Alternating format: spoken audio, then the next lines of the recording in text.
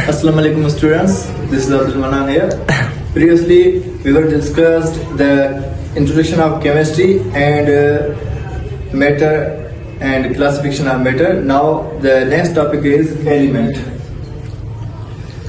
It is the pure substance which is made up of same kind of atom.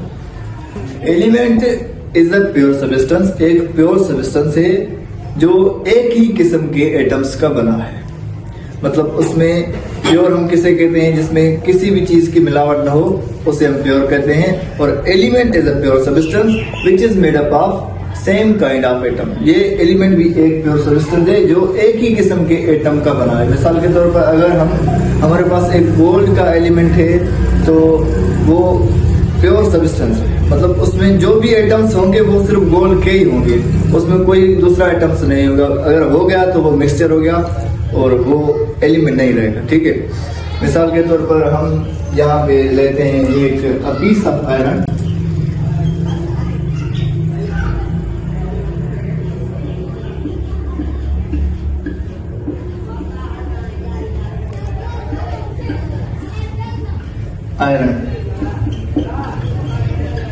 Iron भी एक element है chemistry के अंदर जो pure substance. It is a pure substance made up of same kind of atom. Same kind of atom मतलब क्या, मतलब कैसे सेम काइंड ऑफ एटम। देखिए ये जो भी मैंने सर्कल्स बनाए ये एटम को डिनोट करते हैं। मतलब ये जो एटम है ये भी आयरन का है, ये भी आयरन का है और ये भी आयरन का है। Fe is the symbol of iron जिसको हम फेरियम कहते हैं, इसका ग्रीक नेम है फेरियम।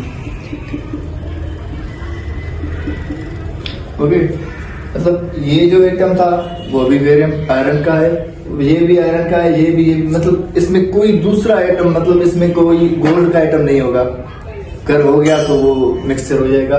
ये सारे एक ही किस्म के एटम्स हैं जो मिलकर एक एलिमेंट बनाते हैं, इसको हम कहते हैं एलिमेंट। ठीक है, इसलिए हमने लिखा है कि element is a pure substance which is made up of same kind of atom. This okay. अब एटम क्या है? Atom The word atom was taken from atmos। जो लफ्ज एटम है ना उसको एटमॉस से लिया गया है, जिसकी माने है कि इंडिविजिबल, जिसको हम फर्दर कट मत ना कर सके। Okay, the word atom is taken from Greek word which means indivisible, जो फर्दर कट ना कर सके। Okay, this concept was given by Democritus, was a Greek scientist. Democritus was a Greek scientist जिसने ये कहा था कि भाई जो भी मेटर्स है उसका जो सबसे छोटा पार्टिकल है वो एटम है, जिसको हम फर्दर कट नहीं कर सकते। इस डेफिनेशन के बिहाफ पे उसने एक ग्रीक लैंग्वेज में एक नाम दिया था, जो वो नाम था Atmos. Atmos A means not and Thomas means cuttable. इसकी डेफिनेशन के ब्याज पे इसने इसका नाम रखा था एटमॉस, जो आगे चल के एटम बना इसमें से, नॉट कटेबल, जिसको हम फर्दर डिवाइड ना कर सके। As per the lapse of time in 1800 a scientist John Dalton experimental work. पहले क्या होता था कि लोग कहते तो थे मगर उस पे एक्सपेरिमेंटली परफॉर्म नहीं करते थे।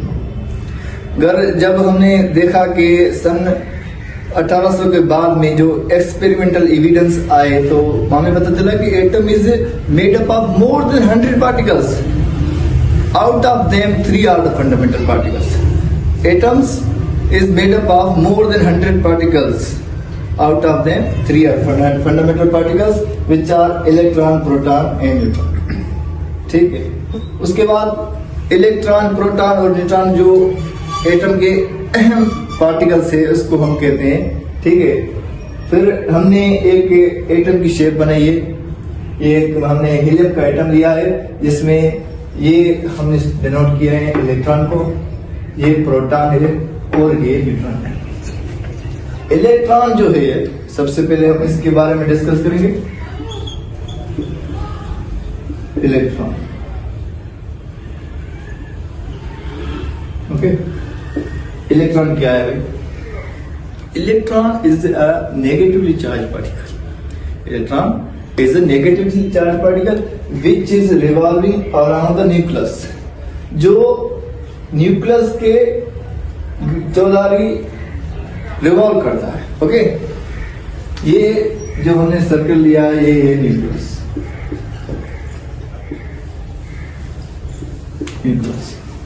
न्यूक्लियस में क्या है, प्रोटॉन और न्यूट्रॉन जो मैंने यहाँ पे लिखे वो मौजूद होते हैं न्यूक्लियस में, और इलेक्ट्रॉन रिवॉल्व करता है शेल में, किसके अराउंड, न्यूक्लियस के अराउंड। मतलब ये सेंटर है, ये इलेक्ट्रॉन है, ये इलेक्ट्रॉन इससे रिवॉल्व करता है। जैसे लाइक प्लैनेट्स सन के मतलब अराउंड सन प्लैनेट्स रिवॉल्व करते हैं इन अ पर्टिकुलर ऑर्बिट, ऐसे ही न्यूक्लियस के अराउंड इलेक्ट्रॉन रिवॉल्व करता है इन अ पर्टिकुलर ऑर्बिट और शेल। ओके, सबसे पहले इलेक्ट्रॉन की पहली प्रॉपर्टी है negatively charge particle. Negative charge particle, okay, revolving around the nucleus.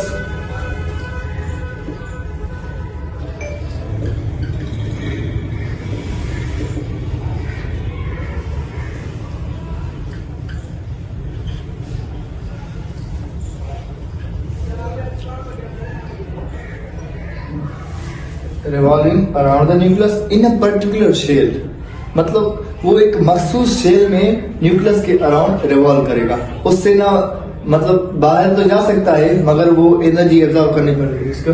In a particular orbit, in a particular